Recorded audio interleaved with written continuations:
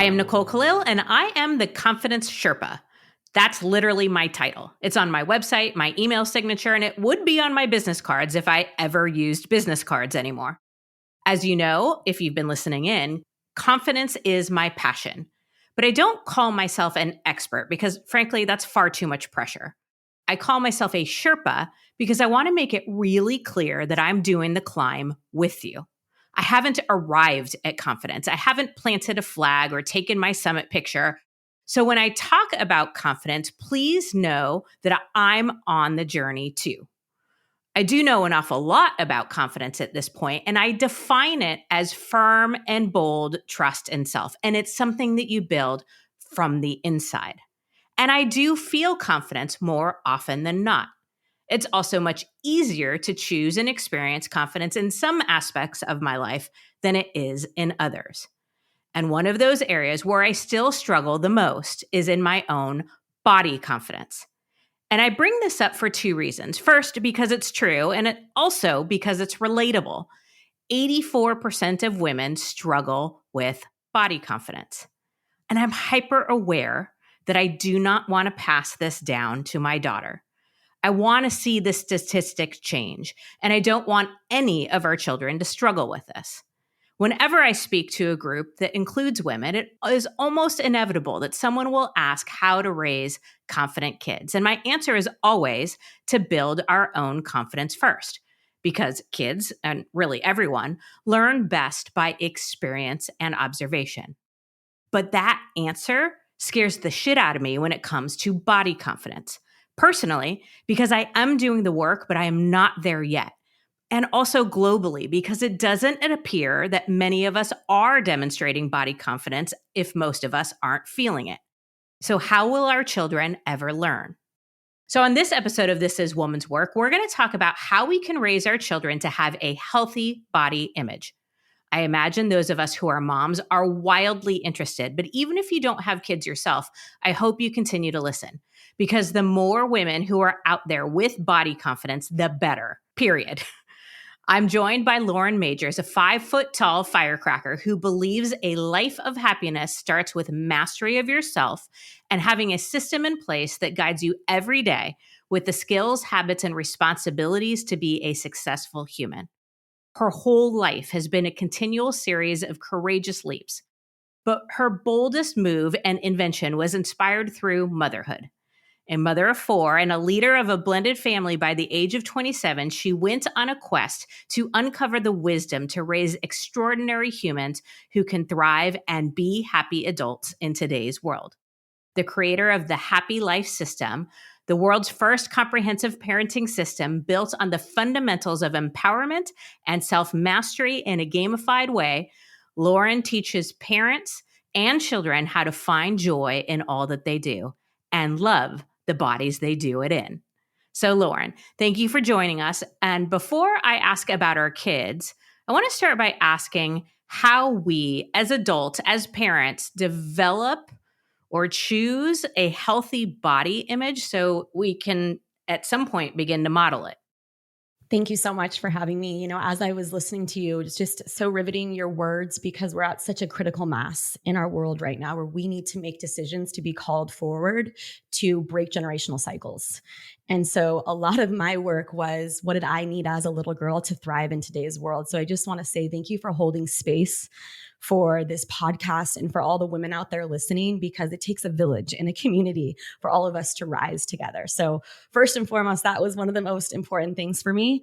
In regards to body image and what this indoctrination, I believe there has been an indoctrination in our society that goes way back. And it's for us to raise our level of awareness to really understand what is the program that is running our lives that's inhibiting us from greatness.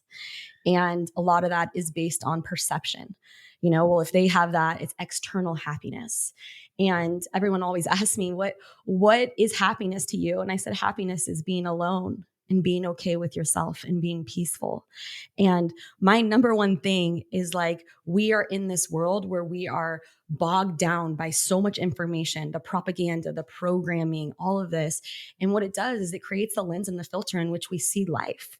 So we have to take control in a very systematic way, which is why I built the system for my kids to be like, this is your true north, right? Every day loving and honoring your body are essential fundamentals that you need to learn that I was never taught as a little girl. Couldn't agree more. I wasn't taught that either. And I think that's been part of the struggle and the barrier to figuring out how to do that. It's like we've got to reteach ourselves something we never knew. So, as you're going through this for yourself and for your children, what are some of the things that you focus on instead of the external or the propaganda or the societal expectations? Where are you redirecting that energy? I believe life is mental. And if we have a mindset that's anchored in love, gratitude, appreciation, and self worth and self belief, then the rest of the stuff kind of just like trickles away. So if we build the infrastructure internally so strong and so powerful that we don't believe in those programs and those belief systems, then I don't believe that our energy will be hijacked by those external forces. So as a little girl myself, being a, full ride scholarship athlete, it was all about playing soccer. No one ever taught me how to take care of my body, love my body, honor my body. I remember at the age of 26 years old, it was literally like the first time I looked myself in the mirror, like in my eyes, and I was like, I don't even know who I am. There were so many belief systems and everyone's opinions running my life. So when I looked at having my own kids, 4 kids, you know, 3 boys and 1 girl. And I do want to say to the listeners, I know we're women, but boys struggle with body image big time in the world that we're living in today. Like, I have an 11-year-old son and he's doing sit-ups every day. Like, he has this like paranoia because he sees all of this. He's so impressionable. So my whole fundamental is practicing skills every day. This could be, on the mind pillar, which is mastery of your thinking in my system.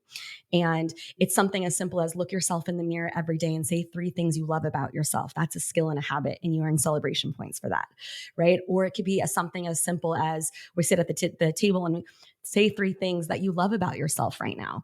So I am creating an expanded awareness for them to come back home to themselves and anchoring them in a way where they can, because we all know our brains, the neuroplasticity within our brains, it's the wiring, it's the programs, it's the belief systems.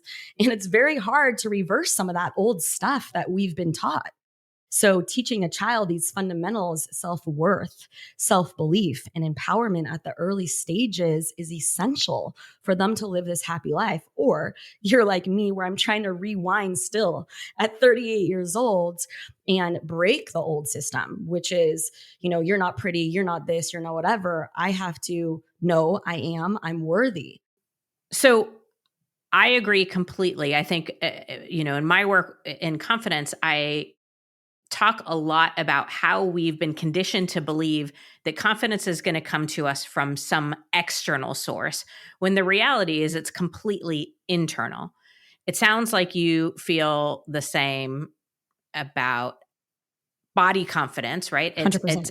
what I heard you say is it's more about the love, appreciation, gratitude of our bodies, as opposed to worrying and thinking about what everybody else says about our bodies or thinks about our bodies or what we think people are thinking about our bodies. But you also mentioned, and thank you for saying that, I agree, in today's day and age with social media and all of that, I don't think this is so much of a woman's problem or a young girl's problem anymore. I think everybody's experiencing this. What do you do? What do you say when you see your 11-year-old doing sit-ups, or when any of your kids comes home with information that isn't their own, right? Somebody said this, or I saw this. How do you handle that? The number one thing that I love to say to everyone that I work with and in all of my work is your body is your life car. Your body gives you the capability to even live this life. So if you don't honor it with appreciation, if you don't honor it with water, if you don't honor it with love and beautiful thoughts, it will break down over time. So coming back home, I really teach about understanding the intricacies of the body, your brain, your heart, right? The blood, the oxygen. And this, what's so funny is like in schools, we're not taught the functionality of our, like the makeup of what actually allows us to live this life. And so with my son, when he's working out, I'm like, that's one layer of muscle, right? Like that you're building. But when you're doing that, make sure you're honoring yourself with X amount of water, or you need to have this protein. Like we really get into the fundamentals and the practices. And that's a big piece to this, is really for children to understand the why behind what their body does. And when people have access to the why, they have control of the experience, they have education, and it expands the awareness, which then creates a reward loop in our lives for us to go back to that action. Oh, I drink water because now I visually have seen the benefits of what water actually does to my life, my body, my energy, my vibration. So that's a big piece to my system, is getting into the why. Why are you eating a vegetable, right? Why are you doing this? Tell me why. Let's have a conversation about this. And you know, we're so quick to eat and we're so quick to move on, but we're not really putting in the time and radical awareness to be intentional about our lives. And that's when we could be hijacked. So for me, with my kids, or kids and families I've worked with, it's really about getting down to the fundamentals of teaching, this is our body. Right? Here's all the brilliant things it does. It heals. It, like, showing that is a big thing. You know, children are audio or visual. So if we can paint a picture for them to see it, when we don't do these things, here are the outcomes. We got to show them. And I need to be shown as a mother too. Like, when I take this beautiful supplement, what are the outcomes of these things? So I think another thing too that I do want to bring up with social medias in the world that we're in is the overconsumption of supplements and this and that and everybody's theories. Like, it's so overwhelming. Like, you're carnivore, Yes. you're vegan, you're this, you're that. Like, you don't know what to trust. If you go to Europe, half of the stuff in the United States, they don't even have supplement stores. They don't have a gym on every single side of the street, right? Think about the consciousness that's constantly being programmed into our minds in America. And there might be listeners that are global, but that's where I'm very acute on, I'm not going to pick up that vibration. I believe in my body. I don't need to go into GNC and buy 500 supplements. And we're bombarded with this. So that's a whole nother level that we have to have radical awareness around. I cannot express how much I appreciate you saying that, because I find it entirely overwhelming and almost as unhealthy to get caught up in all the different opinions and advice. And I think for a lot of us, there is this inclination to look at working out or movement or water or supplements or what we put in our body from the lens of how it's going to make us look versus how it's going to make us feel and experience our life. That's so good. And I have to tell you the story because I know that I can cuss on this You can. show. So I'm in Switzerland and I'm big Europe. Like, I'm Argentinian, Italian. I love Europe. And I'm there and I'm sitting with the general manager of the hotel and we're having this beautiful conversation. And he just flat out says to me, he's like, Lauren, you guys are paranoid. They've stole your happiness. He goes, my grandmother is 99 years old. She smokes 2 fucking packs of cigarettes a day. She drinks a bottle of rosé and she's in the garden and she's living her best life. And I was like, that's when I had this aha moment. I am obsessing over this because I'm letting this into my life and it's literally stealing my joy. Mm-hmm. And that's where generationally, I realized, like, my mom didn't have the education. And I need to break this cycle right now. So what do? I need to come back to educating my kids that your body is the foundational element that you need to nurture and care for and love, that gives you the opportunity to even live this life. But it's called balance. I always teach them, I'm like, have the amazing cookie, enjoy it with so much joy and love and positive energy.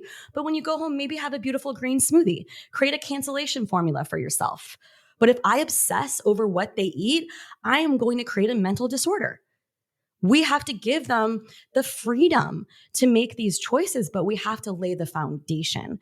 And that was the most critical thing that I didn't have. So playing sports, right?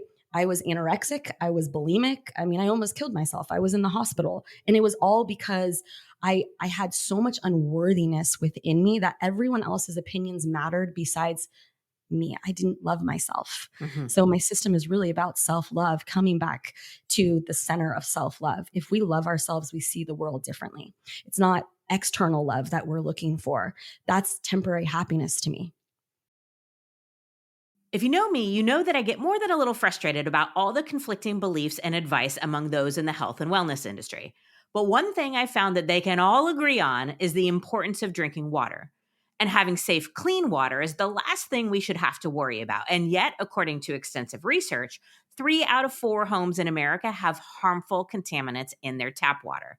So here's why I personally use and endorse AquaTrue. First, their purifiers use a 4-stage reverse osmosis purification process and remove 15 times more contaminants than ordinary pitchers.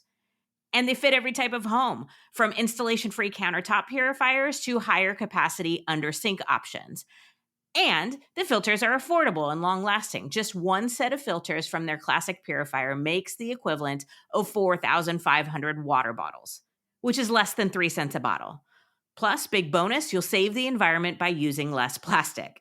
Listen, if I'm going to drink 80 ounces of water a day, I want it to be the very best water. AquaTrue comes with a 30-day money-back guarantee, and my listeners receive 20% off any AquaTrue purifier. Go to aquatrue.com, that's AQUATRU.com, and enter code TIWW at checkout. Again, 20% off any AquaTrue water purifier when you go to aquatrue.com and use promo code TIWW. And now we head back to the show. I also had an eating disorder for most of my 20s. I was bulimic. And when I think about what created that, there was so much. But the primary thing I think is that I thought that the primary purpose my body served was to be attractive to others. And now as an adult, I'm like, oh my God, there's nothing even moderately healthy about that. Can I tell you this? Yeah. When I was anorexic and bulimic, I was playing soccer, okay, at the University of Arizona. I got injured. And remember, I had no intelligence around health, like zero. I am an athlete, right? They've got the gyms, they got the weights, no fundamentals, no practices, no mindset, no nothing. It's like work out and go play soccer. Like there was no consciousness, no education. I get injured and I'm still eating the same way. I'm starting to get like gaining big time.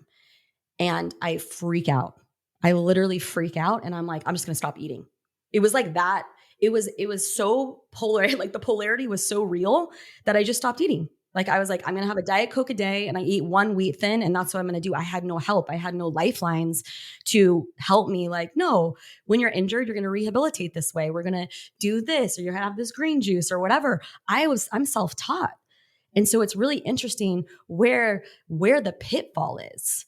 It's in the education. We are not educating our culture, our society on the fundamentals of what our bodies do and how we are supposed to take care of them. It's all top line. Yeah. And that's what I realized as an athlete. If you look at all these athletes, I mean, a woman on my soccer team, she had 6 ACL surgeries and she was still playing. I'm like, do you not realize that when you're 40 years old, you might not even be able to walk? Right. That grinder type of mentality. And then you look at body image, like for women as we get older, right? We're using these Botox and these fillers and we're doing all of these things, but it's like, we have not been able to feel what we feel and know what we know as human beings because we've been indoctrinated into this consciousness that it is the way that we look. External happiness is everything in life. I also think you said education, and I agree that we are not being educated with neutral information or factual information that we can then decide, how does this apply to me? Because we each have different bodies and we respond differently to different things. I think so much of it, I'm going to put in air quotes, the education that we're getting are people telling us what to do and how to do it. And that feels opposite of what you're saying. And that's like, there's no one way. Like we are evolving beings. Like our bodies are changing moment to moment. So you watch the carnivore guy and he's like, this is the only diet. And if you don't do it, you're going to die. It's like, okay, well, what if I'm not type O? You know what I mean? Like it's so crazy to me because everything in life comes back to the yin and the yang. And in Asia, they talk about this. There has to be a balance, and we're so extreme. And I think that's a lot of my own issue that I'm constantly bumping up against is if you told me to eat salmon for the rest of my life, I would eat it for the rest of my life. Like, I'm that person. I'm like, just tell me what to do. Like, what's going to keep me in a line? How are my hormones going to be aligned? How am I going to have good energy? Like, and we don't have that. Everyone has an opinion about the way to do it. And I think that's where the fragmentation and confusion comes in. But when we go back to center, a human being is developed, born into this world with emotions, imagination, and feelings. Their bodies, intelligence is like this is a miracle, this machine, but we've lost connection with it. Yeah. And it's really creating that connection to say, we are in a partnership together, my mind and my body. And I am the driver of this life car. And when I love it, when I have positive thoughts, when I show it gratitude, when I show it love through nurturing it, that means taking a nap maybe or doing a meditation, my body can work at optimal peak performance. Tell me who's teaching us that. Mm-hmm. And our kids. Right. Well, and if we think about teaching our kids that, we have to remember that they're kids, right? So we want to teach them to trust themselves and listen to their bodies and all of that. And you said earlier, we can't obsess over all of their choices or they're going to have their own mental health struggles. And so how do we balance the guiding and the allowing them to have ownership over their bodies and their choices, the teaching with the trusting, right? Like it's the balance, the yin and the yang, because my kid might want to eat candy all day. I don't think she would tell you that feels good, but she would do it. Yeah. And I always go back into like a human needs to know the why. So I remember when my kids were 3 years old, I would take them to the store. And there was this one time where my son picked up an Abba Zaba. And I said, okay, let's turn it over now. And let's look at the back and all the ingredients. And he's like, okay, and I'm like, this word, I don't even know what it means. Like, I can't actually read it, but I'm going to go on, I'm going to do some research and I'm going to read to you what that actually is. I'm not joking you. It was like formaldehyde. It's what they put into bodies, like all this stuff. And you could see that his awareness, like he started to like go like, I'm not eating that. It was almost like he had the conscious liberation to be like, why would I choose to eat that? So it was really giving him the why. And I'm a, previous media exec. I've created, media companies, and I've sat in marketing media meetings. And unfortunately for all the listeners and, Nicole, in this conversation, the marketers don't care about our health. Right. They don't. And the majority of things, again, in America are not legal in other, countries. So it's up to us. If we look at Chipotle, I want to know what they're putting in their food. Subway. I was eating Subway every single day as a young entrepreneur. I found out they were using a chemical that they put in yoga mats. Like, what? How is this legal? And so that's really like, it piqued my curiosity that I need to educate myself first and then educate my kids.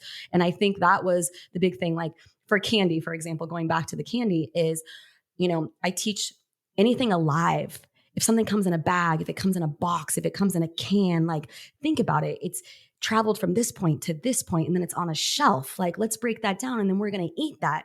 So I really tell the story through creating this idea and the freedom and the liberation for my kids to make the choice. So I'm like, would you rather have like the bagged candy that came from Minnesota or wherever, and we're living in California, which had to be on a truck and got heated and all of this, and I have a conversation about it, or the raw chocolate, right? That has 3 ingredients, which is butter, milk, and whatever that they're eating in Europe that's actually good for you, So it's really giving I think the roadmap is so important for us to pique curiosity and expand their awareness through education for them to feel liberated to make their own conscious choice. Mm-hmm.